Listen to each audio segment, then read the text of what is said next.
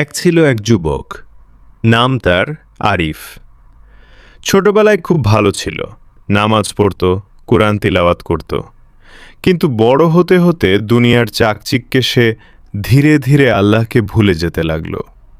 বন্ধুদের সাথে আড্ডা, অহংকার, গুনাহ এসবই হয়ে গেল তার জীবনের অংশ। মা প্রতিদিন বলতেন, বাবা 5 ওয়াক্ত নামাজটা পড়ো, দুনিয়া একদিন শেষ হয়ে যাবে।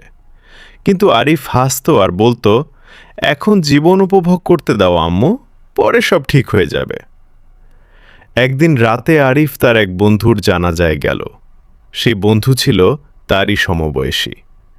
কয়েকদিন আগেও যে হাসছিল, আজ সে সাদা কাফনে মোড়ানো। কবরের পাশে দাঁড়িয়ে হঠাৎ আরিফের বুক কেঁপে উঠল।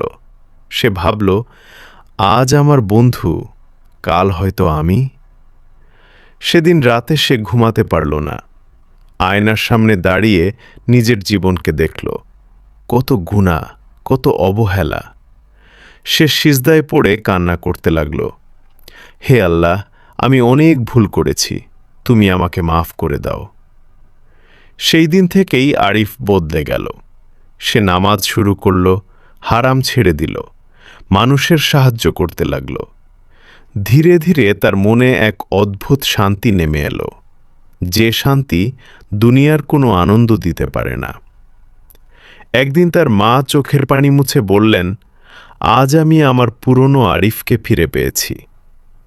মৃত্যু কখন আসবে আমরা কেউ জানি না, তাই সময় থাকতে আল্লাহর পথে ফিরে আসাই সবচেয়ে বড় সফলতা।